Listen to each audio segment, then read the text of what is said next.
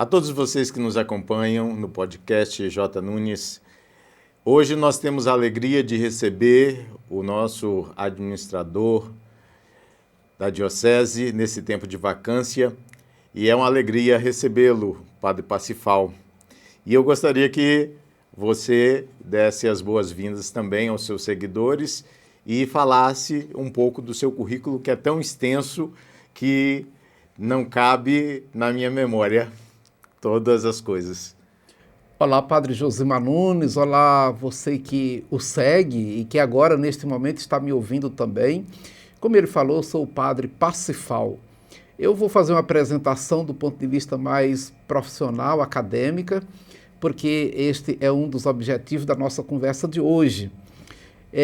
Durante muitos anos, mais de 3 décadas, há mais de 30 anos, eu trabalho na área da saúde física e também saúde mental. Eu tenho a formação em plantas medicinais pela Universidade Federal de Viçosa, onde eu estudei os cursos oferecidos pela Faculdade de Fitotecnia, que é a área que entende de plantas medicinais. Eu estudei também a homeopatia metafísica, que é uma homeopatia que daqui a pouco a gente vai estar falando um pouco sobre ela também, o que é isso, o que é homeopatia, o que é metafísica na homeopatia ou na terapia. Estudei também sobre a iridologia, que é a análise da íris, essa parte colorida do nosso olho, ali revela a saúde do nosso bem-estar físico e também emocional, com um aparelho, é claro. E os florais e alimentação, etc. Isso tudo na área da medicina natural.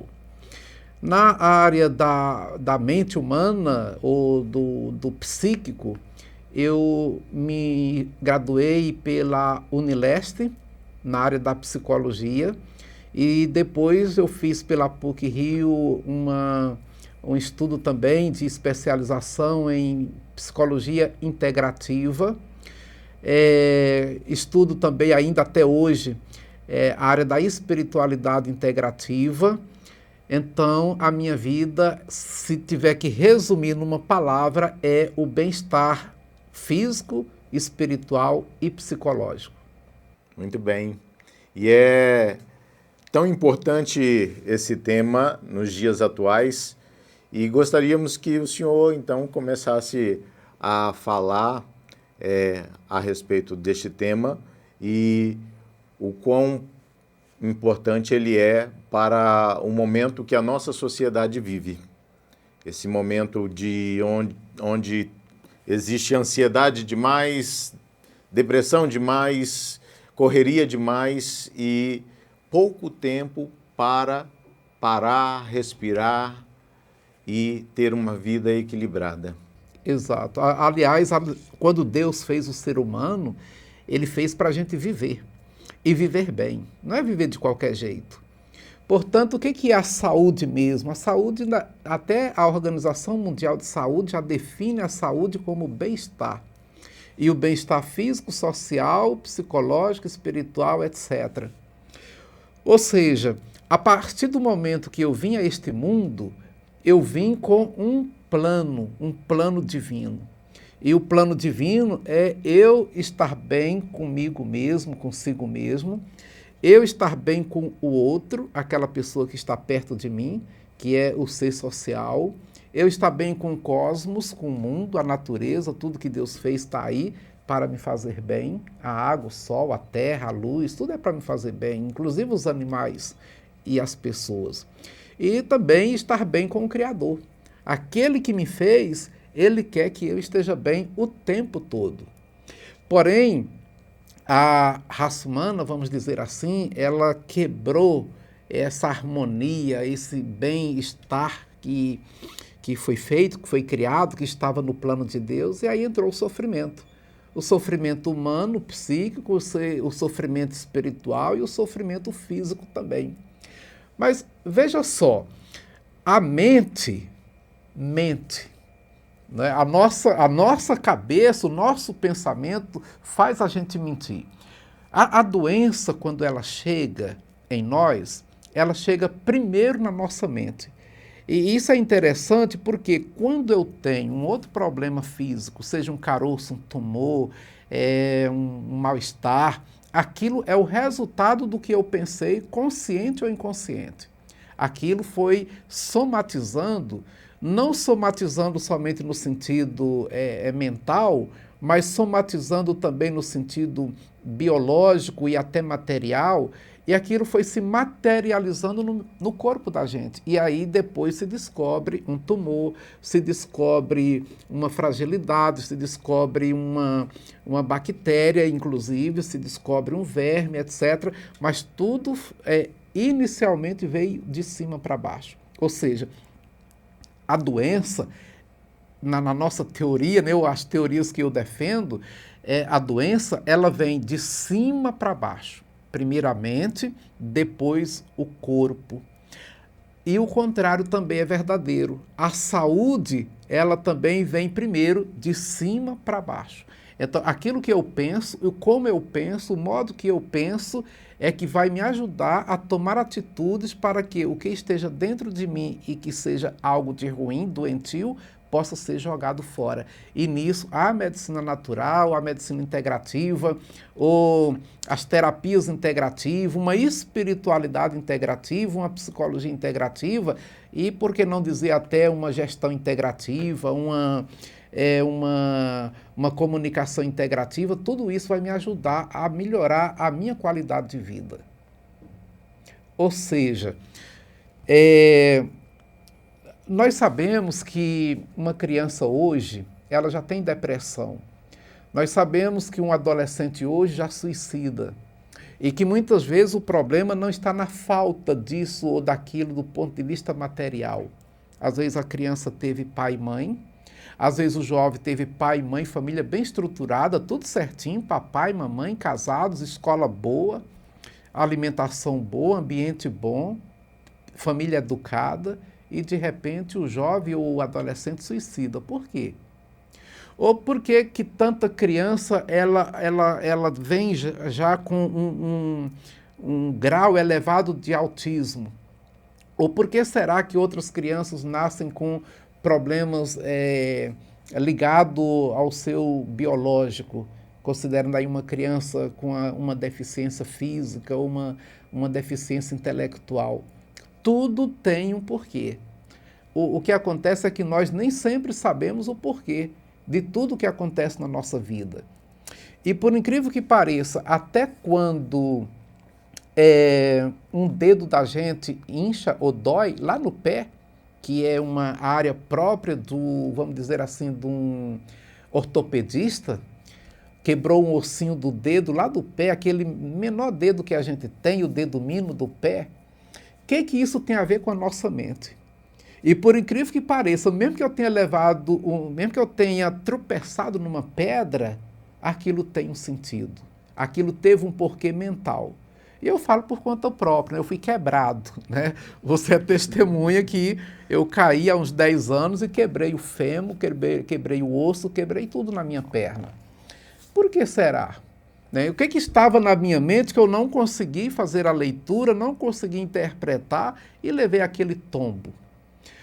Ou uma pessoa vai tomar um banho, e a gente tem muito exemplo disso, sobretudo pessoas de 50 anos acima, ela vai para o banheiro tomar um banho e ali ela desmaia, ela cai, ela bate a cabeça, bate até no vaso. Por quê? Foi uma tontura? Foi uma queda de pressão? Sim, mas por quê? Foi porque comeu algo que não deveria, subiu a glicose, aumentou, diminuiu a pressão arterial? Também, mas isso já é o resultado daquilo que o sujeito pensou ou deixou de pensar. Ou seja, a doença, ela de fato vem de cima para baixo, ela parte da nossa mente. Então, o que é uma medicina integrativa ou uma espiritualidade integrativa? Primeiro, a gente precisa rever ou quebrar alguns preconceitos que a sociedade tem do ponto de vista religioso, onde alguns acham que é coisa de outra religião, do mundo oriental, ou do mundo oriental versus ocidental, porque os orientais eles têm técnicas mais ligadas ao todo do ser humano, e a medicina ocidental já vê mais um pedaço da pessoa, mas não se trata necessariamente disso. É tanto que no Ocidente já tem muitos ocidentais e ocidentais profissionais da área, como médicos, como cientistas, que aderem técnicas do Oriente e vice-versa. E o Oriente ou o oriental que também aderem técnica do Ocidente. Porém, é preciso a gente levar em conta o que a gente chama na filosofia uma visão sistêmica ou uma visão holística. Ter um olhar do todo e atacar a parte. Então, o problema é no dedinho do pé? Sim, ali é um pedaço do meu corpo. Mas, além daquilo, eu preciso olhar o todo da pessoa. Isso que a medicina vem trazer para nós. E quando eu falava da minha formação também em homeopatia metafísica, embora eu não esteja atuando mais nessa área, porque não tenho tempo, mas já atuei um bom tempo, tem pessoas que ela costuma ter uma dor na perna. E a perna queima, a perna dói, ela vai no médico, faz exame e não dá nada na perna. Aí aquela dor, às vezes está na perna, passa para o braço. Ela também procura um reumatologista, procura um outro especialista, não tem nada no braço. E a dor, ela vai circulando na pessoa, passa da perna para a mão, para o braço, para o ombro, para a cabeça. Ela vai lá, o médico troca de remédio. Eu conheço médico que às vezes eles dizem, eu não sei mais o que fazer. Eu não sei mais o que receitar para esse paciente. Por quê? Porque é essa doença que anda e que circula o corpo todo da pessoa, ela tem uma causa emocional e muitas vezes até ancestral. Antes que a pessoa nascesse, ela já teve um trauma ainda no ventre da mãe dela e que aquilo se arrasta na vida dela. E ela não sabe por quê. Então a medicina homeopática ou a homeopatia metafísica é uma das especialidades da homeopatia que vai trabalhar este sujeito. Eu lembro agora de uma paciente que eu tinha, quando eu morava numa cidade chamada São José do Goiabal. Eu tinha uma paciente, ela já tinha 50 anos de idade, e ela nunca dormia bem. Ela tinha uma insônia crônica, tomava remédio, nada resolvia. E sempre teve muitos pesadelos. Eu orientei para ela os chás calmantes, tudo que eu conhecia de remédio natural para acalmar, eu passei e também não resolveu. Eu, na época, ainda estava iniciando a terapia psicológica e, ao mesmo tempo, integrativa e também metafísica. Então, eu passei a utilizar uma outra via de investigação para aquela paciente. E procurei saber a origem dela, como que ela nasceu, como que ela viveu, que é um método que alguns psicólogos usam. Eu não uso muito esse método, só quando eu vejo necessário é que eu uso. No caso dela, eu vi a importância de investigar. E ela disse o seguinte, olha, eu sou a 6ª filha, a última. E quando minha mãe teve o 5º filho, ela não podia mais ter filho, que corria risco de morte. Então o médico orientou a minha mãe que não engravidasse mais. E ela engravidou de mim. Minha mãe ficou muito angustiada e ela foi orientada a abortar. E ela fez tudo o que pôde para me abortar. Tomou remédio, tomou chá e não me abortou. E eu dei muito trabalho para nascer. Eu fui nascido à força, colocaram um instrumento dentro de minha mãe e me puxou. Aí eu nasci. Então, agora veja só, esse foi o fato da vida dela antes dela nascer. Aquela paciente, quando ela ia dormir, ela tinha um pesadelo e por isso ela não conseguia dormir. E o pesadelo era sempre. Ela via um bicho, um animal feroz, tentando devorar. E quando ela ia correr, sair da casa, a casa estava escura, o quarto escuro. Quando ela ia puxar, sair do quarto, a porta fechava e ela não saía. Olha a relação do sintoma dela com a vida real dela. Em algumas correntes da psicologia, quarto significa o útero. Né? Então, aquele quarto escuro era o útero daquela paciente. E aquele dragão, aquele bicho que ia, né, destruir, era a ferramenta que foi colocada para tirá-la do útero da mãe. Por isso que ela não tinha um sono tranquilo. A partir do momento que ela foi relatando esse fato e nós fomos acompanhando, pronto, hoje ela não toma mais nem chá e nem remédio convencional para dormir, porque ela tem um sono bom e restaurador. Ela descobriu a causa, trabalhou a causa. E isso é um fenômeno ou é um problema metafísico. Metafísico, enquanto não tem exame que comprova isso, mas tem a história de vida da pessoa que é um testemunho para poder se analisar. Então, a medicina integrativa ou uma psicoterapia integrativa, ela não se reduz ao problema que a pessoa traz, mas ela vai atrás daquilo que a pessoa traz e faz uma pergunta: de onde será que vem este problema? Como é que nós podemos amenizar este problema? Há possibilidade de resolver este problema? Eu dou conta de lidar com essa situação, eu como terapeuta, eu como psicoterapeuta, ou é necessário uma equipe multidisciplinar?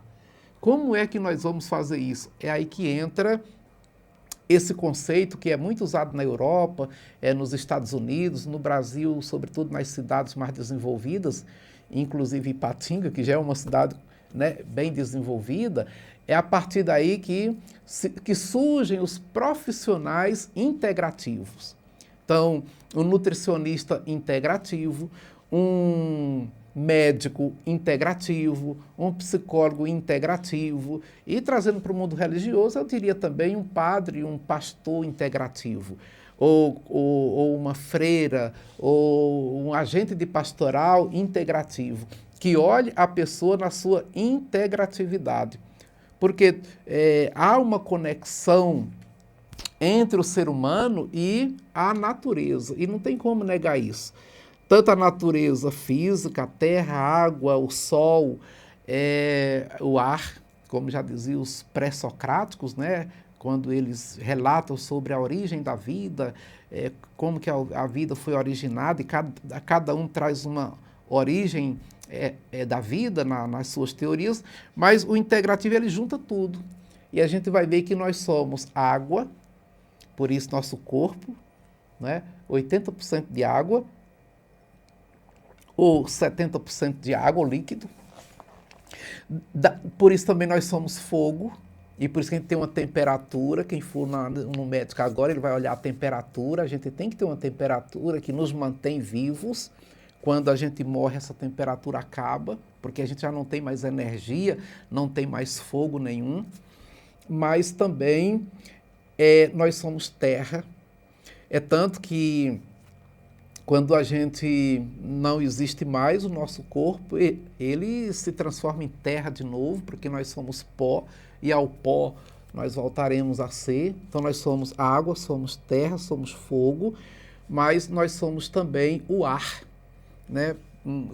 É o ar que movimenta. Um automóvel, ele não circula se o pneu estiver sem o ar. É o ar que leva aquele automóvel para qualquer lugar para onde ele precisa ir. Então, quando junta esses elementos todos da natureza, aí a gente chama isso de integralidade. E do ponto de vista espiritual, como que isso funciona? Não é? Porque a espiritualidade, ela é uma dimensão do ser humano. Todo ser humano busca um tipo de espiritualidade. Ainda aqueles que se dizem ateu, eles têm um espírito de ateu, ou uma espiritualidade ateica, que pode ser a racionalização, o ideal que ele acredita, isso e aquilo. Mas nós, e no meu caso, eu que sou padre, né? E você também que é padre, nós acreditamos numa espiritualidade cristã e acreditamos numa espiritualidade cristã católica. Então, para mim, para mim, que defendo a ideia da integralidade ou de uma espiritualidade integrativa, eu vejo a espiritualidade integrativa como aquela que, como o próprio Jesus Cristo, vai na raiz do problema. E aqui a gente teria vários exemplos. Você imagina aquele cego de nascença que Jesus se encontra com ele e fica todo mundo perguntando, mas quem foi que pecou? Foi ele ou foi os pais, né? Para ele nascer cego. E Jesus vai dizer, nem ele nem seus pais, mas isso acontece para manifestar a glória de Deus. E a glória de Deus vai se manifestar agora naquele homem cego. Veja só, o homem, por ser cego, ele também era mendigo, vivia mendigando. Ele não tinha vida própria, ele era um homem dependente dos outros, era um homem humilhado, era um homem sem ambiente social. A partir do momento que Jesus cospe no barro, olha aí a água, né, o elemento água, o elemento terra, lembrando a criação do mundo, quando Deus fez o homem e soprou no homem, né, aquele homem ainda de Adão, e o homem passou a viver. Quando Jesus faz isso e coloca no olho do cego, Jesus está restaurando toda a vida daquele homem. Não somente a cegueira que ele estava tendo, mas também a sua própria dinamicidade da vida. É tanto que os vizinhos dele, os colegas da família daquele cego, vão fazer uma grande pergunta. Ele era filho mesmo de vocês? Sim. Ele era cego mesmo? Sim. E essa palavra mesmo é interessante, que ela aparece na Bíblia de um modo muito detalhado. O que significa a palavra mesmo, quando eles fazem aquela pergunta? Ele era cego mesmo. Ou seja, a palavra mesmo supõe uma afirmação de uma verdade, ou como a gente fala aí na rua, uma verdade verdadeira. Ele era cego mesmo, era verdade que ele era cego, ou ele fingia ser cego. Os pais vão dizer, olha, que ele é nosso filho, nós sabemos. Que ele nasceu cego, nós sabemos. Agora, como foi que ele passou a enxergar? Pergunte para ele mesmo. Ou seja, a atitude de Jesus faz com que aquele cego, ele se torne tão autônomo que agora ele é dono da vida dele mesmo. Ele não precisa mais do pai, não precisa mais da mãe, não precisa mais de ninguém para responder por ele, porque agora ele mesmo responde. Esse processo de cura daquele cego é um processo integrativo, porque ele agora não precisa mais mendigar, ele não precisa mais deixar que os outros respondam por ele, ele não precisa ter vergonha dos outros. É tanto que ele vai enfrentar os fariseus, vai enfrentar as autoridades, a ponto dos fariseus dizer, mas você era cego, você acredita nesse homem, quem é ele? Ele é pecador, vão dizer os fariseus.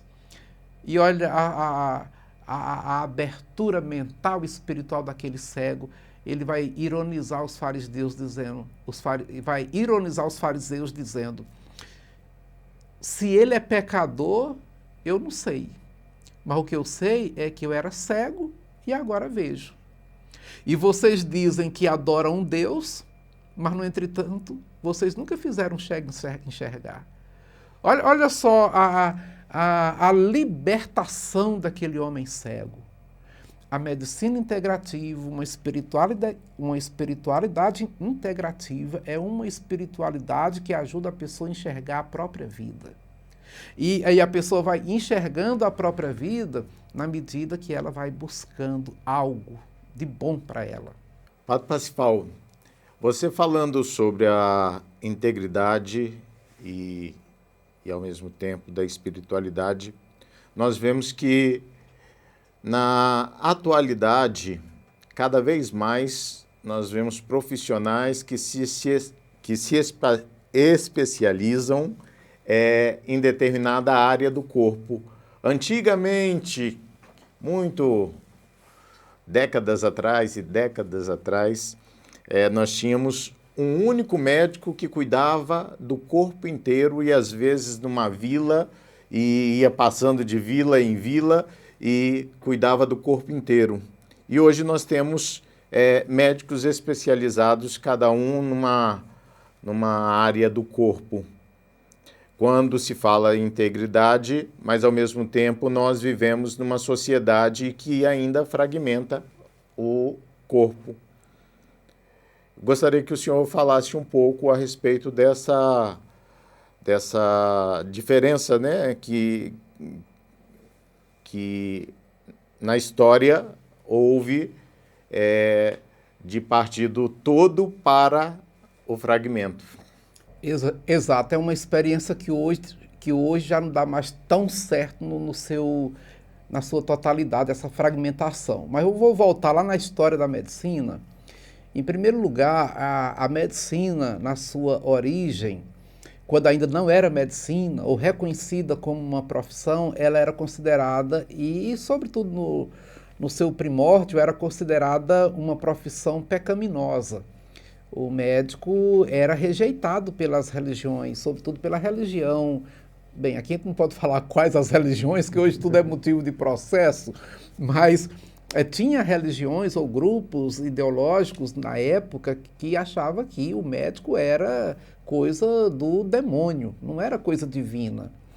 Assim como também muitos achavam que a doença era coisa do mal e não da vida humana. Quando a medicina foi evoluindo, ainda com essas dificuldades de compreensão da sociedade para com a importância do médico, surgiram os clínicos. Daí que vem a palavra clínica, o clínico. O que é um clínico? Um clínico, naquela época, na antiguidade, era o profissional que colocava o ouvido para escutar a dor do paciente. Por isso que ele não tinha maca, não tinha cama, o paciente ficava no chão. Então o que o médico fazia? Ele agachava, inclinava o ouvido para escutar aquele clamor, às vezes aquele ruído, que as pessoas já estavam morrendo, ele parava e inclinava para ouvir. Daí que vem a palavra clínica. Aliás, clínico primeiro, depois clínica, que é o lugar onde fica o clínico. No século XVII, por aí, século XVIII, surgiu na filosofia europeia, sobretudo com o filósofo René Descartes, lá francês, ele era francês, ele criou ou elaborou ou deu origem à teoria da fragmentação. Passou a ver as pessoas como uma máquina. Cada parte da máquina tem uma função e faz alguma coisa. Baseado naquilo, ou naquela teoria, a medicina utilizou da filosofia cartesiana para fragmentar a indústria, começar a produzir em série, e na medicina também começou a se estudar o pedaço do corpo humano. Para que serve o coração, o fígado, a bexiga? E isso deu origem às especializações que nós temos hoje. Eu dei um salto grande na história, né? Porque aqui não dá prazo de falar os detalhes da evolução da medicina e também da ciência. Mas, então, um médico especialista do coração, ele não é somente especialista do coração. Às vezes, além dele ser especialista do coração, ele tem que ser especialista de outro problema do coração. Cada vez mais fragmenta, né, a medicina e os profissionais na área da saúde. E isso vale também para outras áreas da saúde, como, por exemplo, na própria psicologia. Tem o psicólogo do esporte, o psicólogo de tragédias, o psicólogo de guerra, o psicólogo de luto, etc. Então, vai se fragmentando tanto a vida humana, como se a vida humana fosse tudo separado. Igual as pessoas também na religião, elas querem separar corpo, alma e espírito, como se uma coisa fosse separada do corpo, né? No corpo nosso está tudo ali. Qual é a minha visão a respeito dessa fragmentação? Olha, em tudo eu vejo o lado importante e o lado desafiador. A importância da fragmentação é que o mundo do conhecimento humano é um mundo muito amplo. E não tem como um profissional, por melhor que seja, conhecer tudo sobre o corpo humano. Tem coisas do olho que só vai entender mesmo quem se especializou em oftalmologia. Tem coisa do ouvido que vai entender melhor quem estudou otorrino, né, ouvido, garganta, etc. Agora, eu gosto muito de um grande missionário do Amazonas chamado Dom Elvis. Ele dizia o seguinte: a gente tem que ter um olhar global, olhar o mundo como todo e um agir local. Então, a pessoa que é especialista numa área, ela precisa, terá muito mais resultado o tratamento que ela faz com o seu paciente se ela tiver um olhar global daquela pessoa e uma ação localizada, especializada, porque aí sim vai ser importante.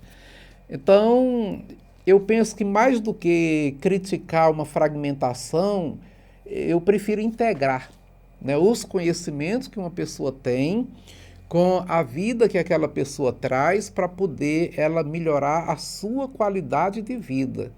Agora, no mundo do mercado, a gente sabe que o que gera mesmo é o lucro.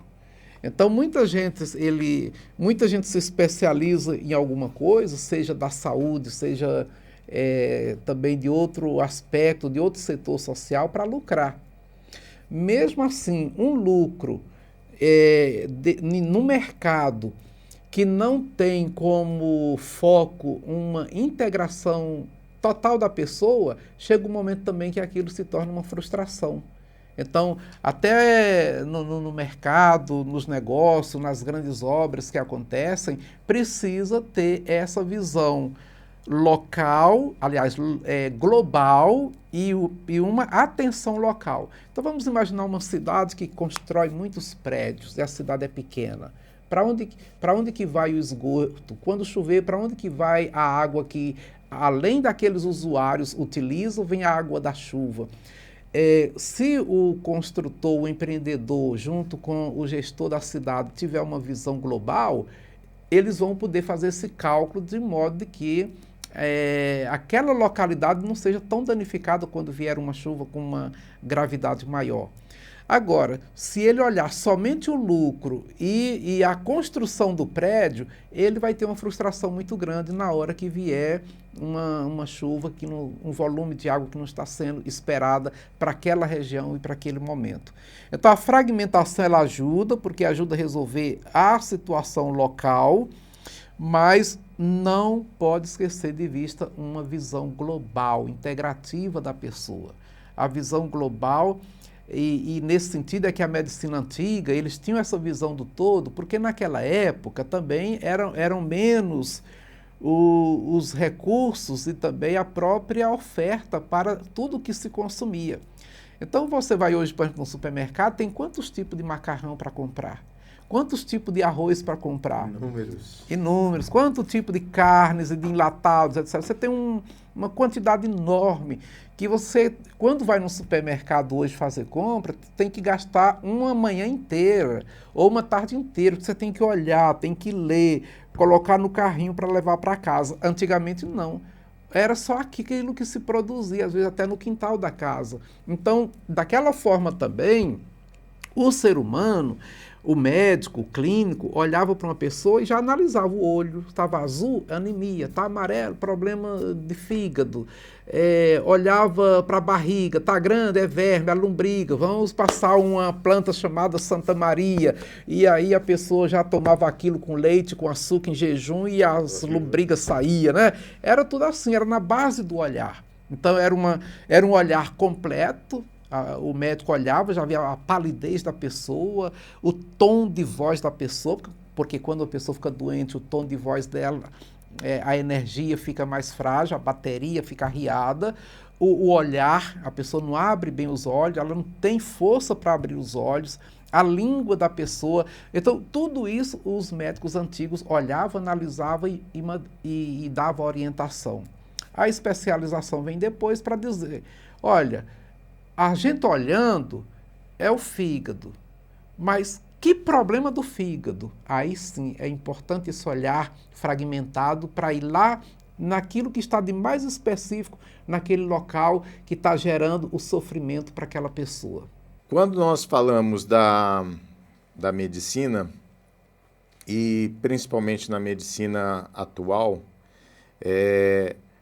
temos tantos caminhos para a cura e temos visto aí cada vez mais vacinas. Por exemplo, eu tenho acompanhado vacinas contra o câncer e algumas estão sendo até personalizadas para cada tipo de câncer. Eles olham a pessoa e fazem uma vacina que seja para tratar determinado tipo de câncer. Um outro ponto muito importante dentro da medicina é o remédio para Alzheimer. Já conseguiram uma medicação, o que eu acho muito importante, e um avanço dentro da medicina, acompanhado da tecnologia, em que retarda o avanço do Alzheimer. HIV, nos Estados Unidos, eles começaram com uma medicação chamada PrEP, que tinha que tomar de 30 dias e depois você tinha uma certa imunidade não total, era de 99,9% e 1% você tinha a chance de contrair o HIV. Hoje já está sendo aplicado nos Estados Unidos injeções de 6 em 6 meses para aqueles que sofrem com HIV. Todo esse avanço da tecnologia, e quando nós falamos de caminhos de medicações naturais que também levam à cura e à libertação daquele sofrimento, como o senhor vê essa integração e esse equilíbrio entre um e outro, quando buscar determinado profissional, ou quando buscar o caminho mais natural? Como o senhor vê isso? Tem um filósofo chamado Sartre, que ele defende a ideia da escolha, né? Na nossa vida tudo é uma escolha. Acho que a pergunta importante para a gente poder falar algo sobre isso é: o que eu quero para mim? Vale a pena eu viver 100 anos dependendo de um cuidador, dependendo de uma vaga lá no plano de saúde para me atender quando eu precisar? Vale a pena eu viver até 70 anos com lucidez, com autonomia e na hora que chegar a minha vez partir direto para a casa do pai? Mas esses 70 anos que eu vou viver, eu quero viver bem. O que eu quero para mim? Porque justamente nós caímos justamente nesse ponto, porque cada vez que há um avanço, por exemplo, há um avanço, já estão falando num avanço para estender a vida dos pets, né? Para que o dono tenha o pet por mais tempo, o carinho, o afeto dado àquele pet seja estendido. Mas há também um estudo que querem estender a vida para que a pessoa viva mais e tenha mais qualidade de vida. Então, esse estudo está sendo realizado nesse momento e agora o que o senhor fala me chama muita atenção, porque quem de fato quer viver à base de medicação e viver 100 anos, mas será que viver com qualidade ou viver... Eu posso até viver com 100 anos com qualidade. Agora, quem está do meu lado vai estar com qualidade para me suportar com 100 anos? Eu posso estar lúcido, posso estar me locomovendo ainda até o banheiro, mas para algumas coisas eu vou precisar de alguém, inclusive para locomoção mais longa ou para algum tipo de atividade. Se eu estiver sozinho, trocar uma lâmpada, pegar uma escada, arrumar o chuveiro, eu vou ter alguém perto de mim que me ajude, porque hoje nós estamos tendo dificuldade até de achar cuidador pagando bem para cuidar da gente, né? Hoje, no mundo atual. A eutanásia e a distanásia, que tem sido assunto de pauta nos países mais desenvolvidos, tem sido uma questão ética muito debatida também entre os cientistas. Por quê? Porque precisa se perguntar o que significa qualidade de vida. O que é uma boa qualidade de vida? Pode ser que a qualidade de vida para algumas culturas seja clicar, ou se não puder clicar, simplesmente falar num comando e o robô trazer tudo para você. A comida, a roupa lavada, o carro, o transporte já no quarto da sua cama e ali já ter. Agora, nós temos muitas realidades no mundo que a gente sabe que a própria organização social tem dificultado o acesso, mesmo para quem está novo, né? Que é o caso das moradias, é a questão do trânsito no mundo, mesmo o tanto de drones que está sendo já sendo instrumento de prestador de serviço em alguns lugares do mundo, mas já tem que pensar no trânsito aéreo, né? A competição de espaço lá no ar. Então, agora, a ciência, ela é muito louvável criar todas essas possibilidades, porque no final das contas, todos nós, mesmo aquela pessoa que crê na vida eterna e que todo dia reza o credo, ou todo domingo reza o credo, na hora que ela vê mesmo que vai morrer, ela quer que procure um médico. Ela não quer morrer. E ela não quer morrer por quê? Medo de quê? De ir para o inferno? Ou ficar mais um tempinho comendo um churrasco? Ou o que ela quer mesmo? Então, repita a pergunta, o que eu quero para mim? Eu, pessoalmente, eu quero viver bem até o último dia da minha vida. Se eu tiver um medicamento, se eu tiver uma tecnologia que me ajude a viver bem e tiver pessoas que me ajudem a viver bem ao meu redor, aí vale a pena.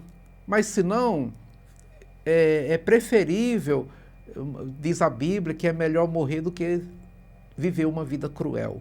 E realmente eu creio nisso, né? Então eu sempre defendo a vida e faço tudo que estiver ao meu alcance para que as pessoas possam viver mais e melhor, mas colocando sempre dentro do plano de Deus.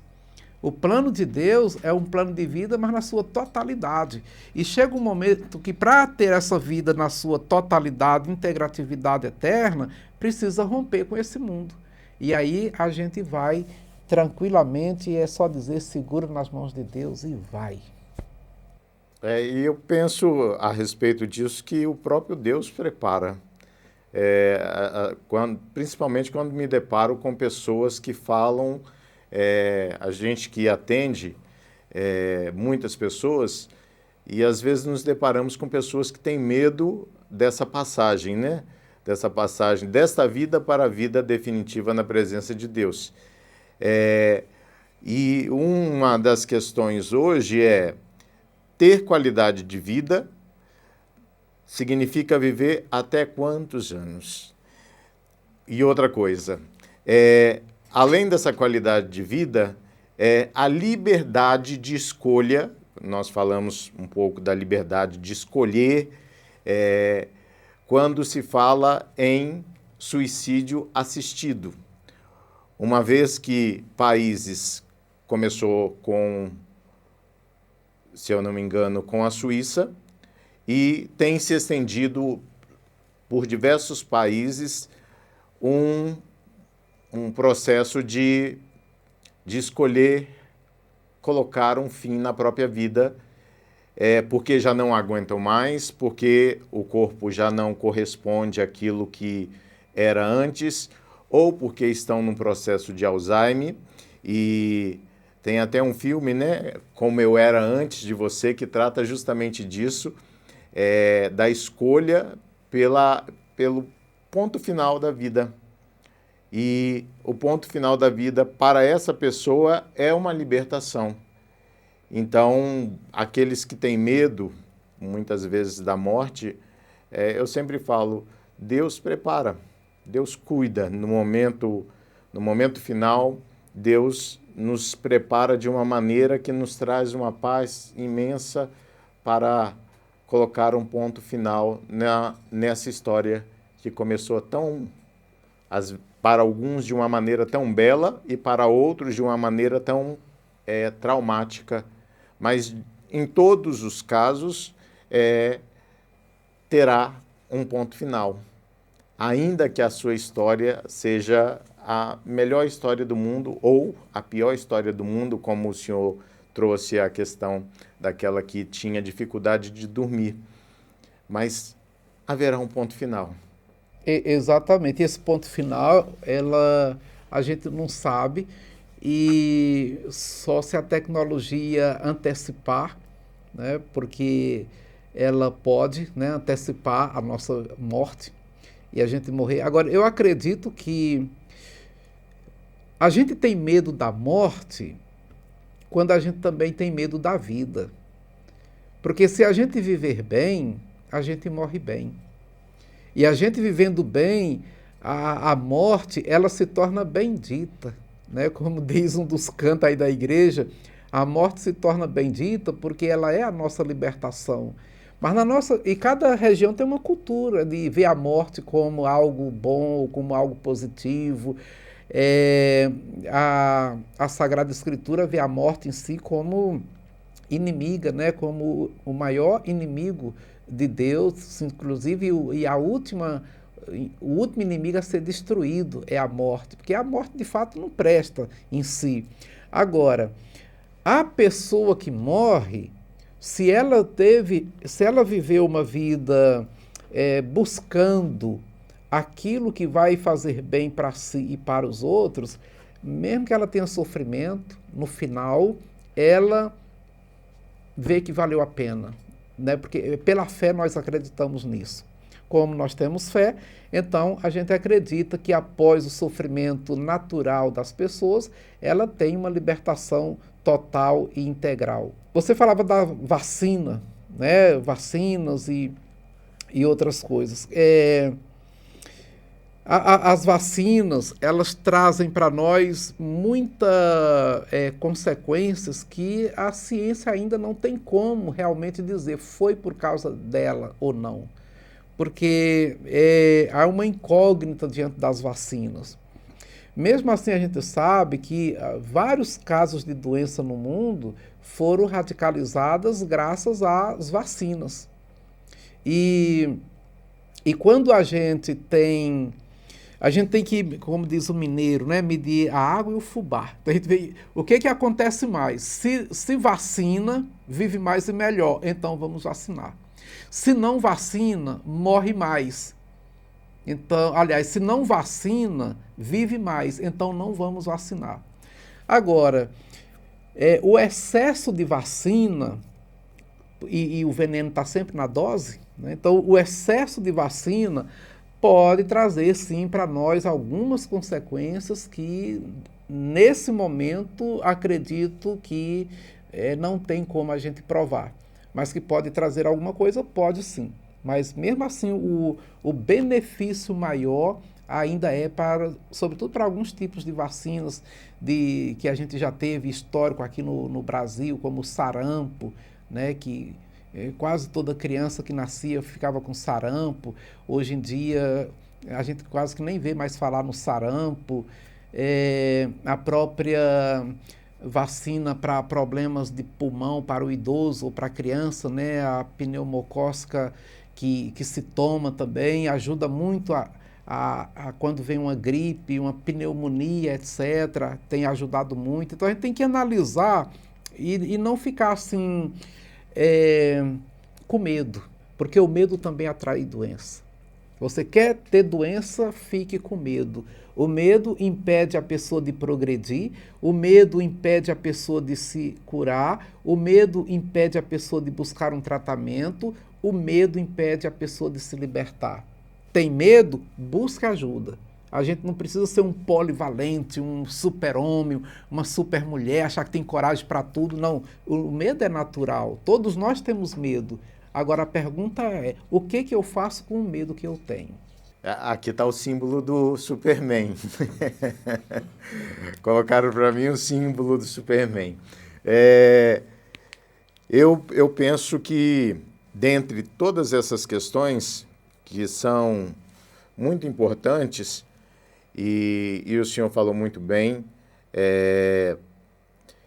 mas há uma questão, né, que gera um movimento dentro do tema de hoje, que são os cuidados e os tipos de tratamentos integrativos. Uhum.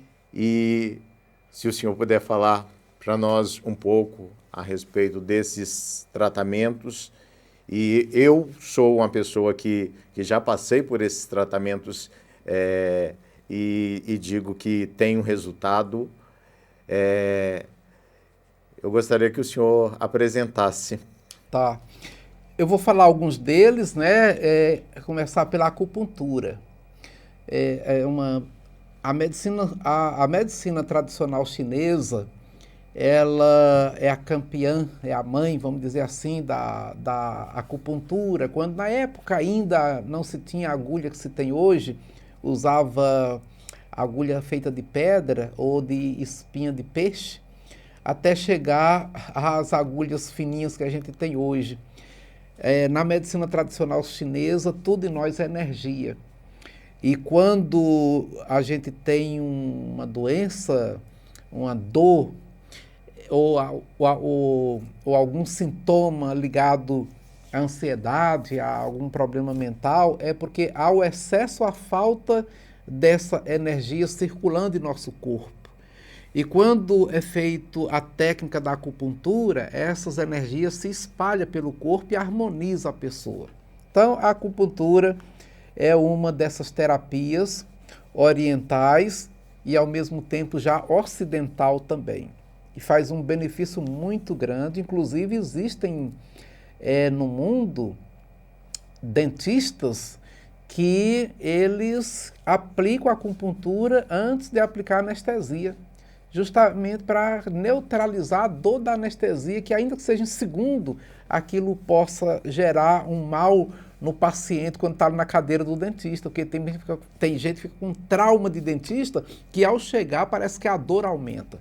Ao doutor colocar anestesia, ou mesmo que coloque um gel, assim, só o fato do médico já ir com aquele gel na gengiva da pessoa, ela já treme de dor. É uma dor psicológica. E só de estar de branco, né? Só de estar, até a pressão altera, etc. Então, a acupuntura, para esse profissional que entende de acupuntura, isso tudo já faz uma diferença muito grande no seu consultório. Então, a acupuntura ela é muito utilizada e muito eficaz, muito eficiente, e não precisa ninguém achar que a acupuntura é religião, porque não é, é uma técnica. Qualquer pessoa, até o ateu, pode ser um acupunturista e vai funcionar.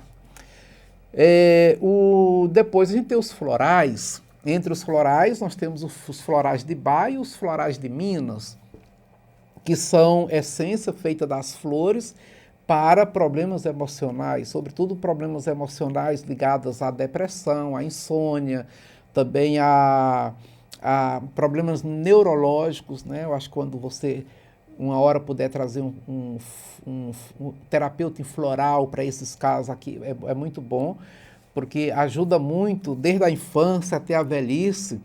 eu tenho o meu floral lá no travesseiro da minha cama. Eu tenho muito problema também de gente de igreja, gente boa, gente ruim, etc. Aí quando eu chego em casa, para eu não dormir com aquela ideia ruim que eu ouvi durante o dia, eu coloco ali 5 gotas de floral sublingual e eu durmo e acordo no outro dia, que se não colocar o despertador eu perco o horário da missa. Então, o floral, ele é muito bom e tem sido muito usado, o floral. Nós temos também na medicina integrativa, uma outra que eu gosto muito, estudei muito sobre isso e tenho aplicado nas pessoas, os aromaterapias, né? Os óleos essenciais. Os óleos eles têm um poder gigante de transformação e de transformação imediata. Não é coisa para daqui um dia ou dois, não é de imediato. Sobretudo para casos também de ansiedade, de depressão, enxaqueca, dores agudas, mal-estar no estômago, como é que a gente, fungo nas unhas, entre os dedos. Então, os óleos essenciais é uma riqueza infinita, muito grande. Aqui também não dá para falar. Então, a acupuntura, os florais, a aromaterapia. Depois nós temos a geoterapia, que é a terapia feita através da argila. A terra, ela é um verdadeiro laboratório de vida, ela transforma, ela muda. Antigamente, lá na roça, quando não se tinha a tecnologia e os remédios que tem hoje no feijão, naquilo que se plantava, eles colocavam o cereal, o milho ou o feijão dentro de garrafas e colocava terra. Aquilo conservava aquele grão o ano inteiro para depois plantar quando chegasse a próxima chuva. Então a terra ela cicatriza, ela é boa para a pele, ela acalma também, ela elimina febre intestinal quando a pessoa está com febre. É uma das terapias da medicina integrativa.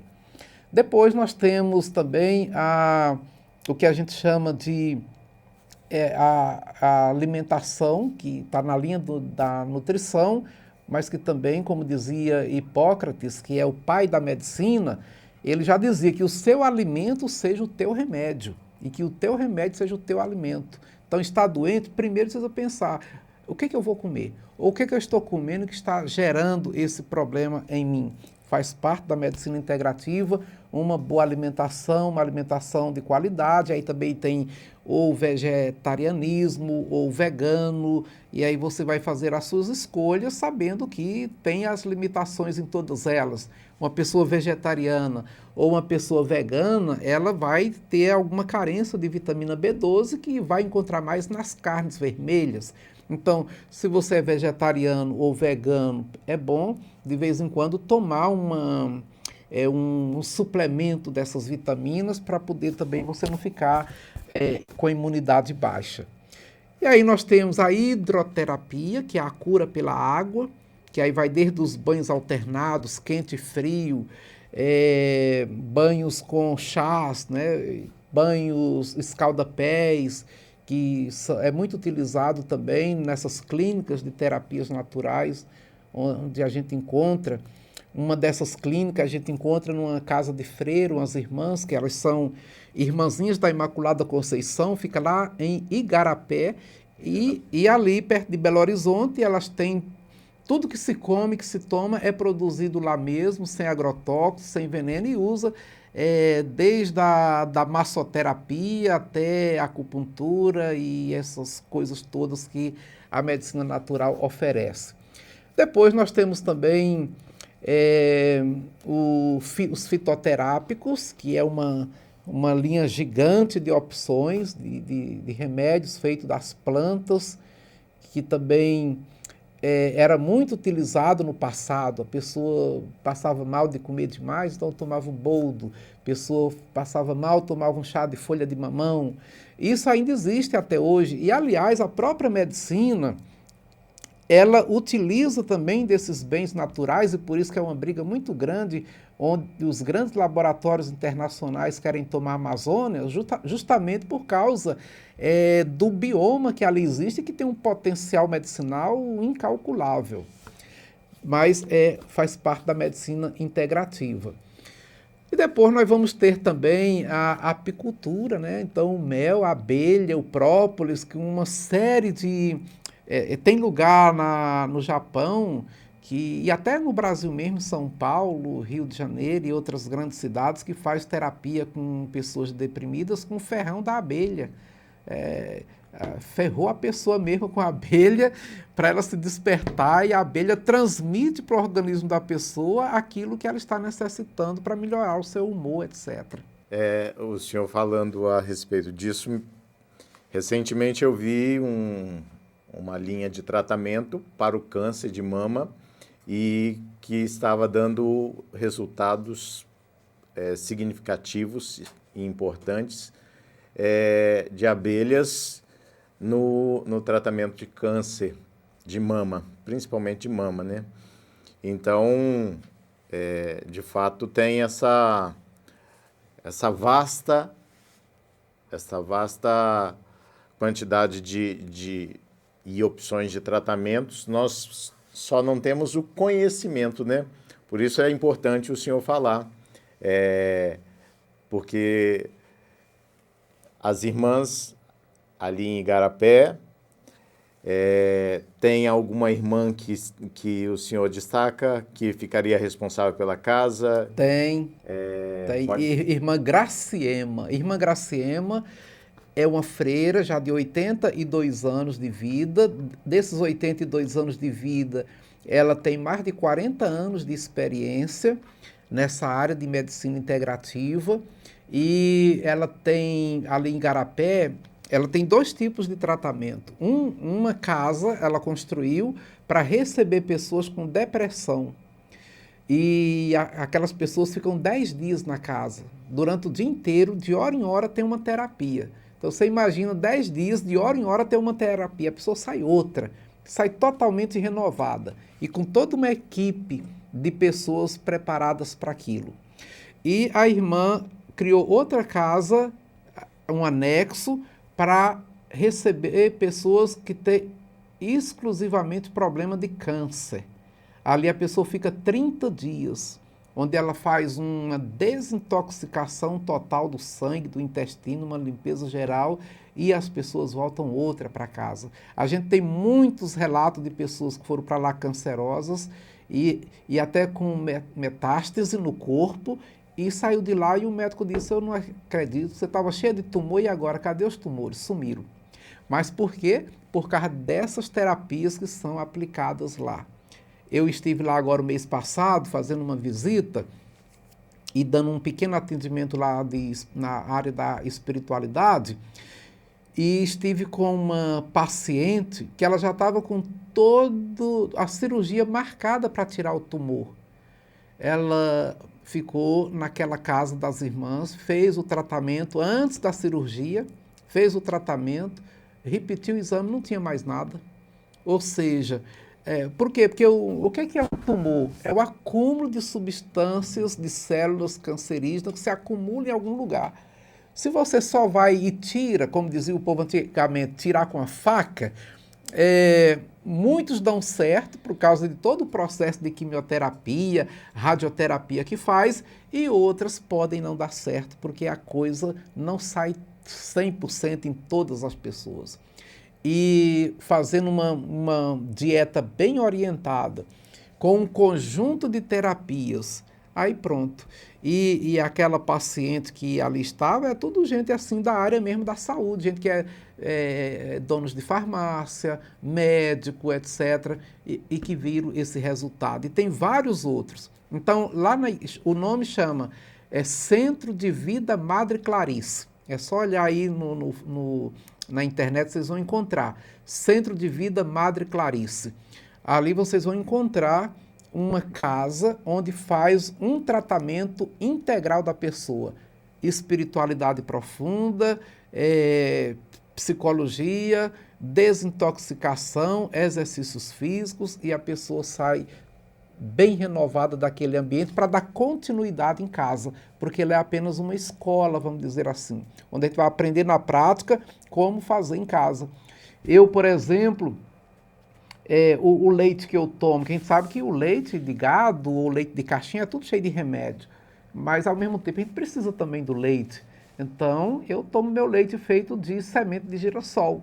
né? Eu aprendi lá, a gente aprende lá essas coisas todas. Coloco o leite de girassol de molho, no outro dia bato, coo, tá aqui, ali aquele leite, posso deixar 2, 3 dias na geladeira, vou ter os minerais que a semente do girassol tem, é bom para a pele, é bom para o intestino, é bom para regularizar a pressão, é bom para diabetes e para muitas outras coisas. E aí você poderia me perguntar, mas e o cálcio? Que o leite, né, que é próprio do leite, o cálcio para os ossos. Ora, se você for olhar o tanto de gente que tomou leite o tempo todo e tem problema de osso, tem problema de dentes, Sim. etc. Então, há controvérsia nesse negócio, né? Então, essas terapias integrativas tem aqui em Belo Horizonte, ali perto. E algo mais perto de nós aqui, o que o senhor indicaria? Ou não tem?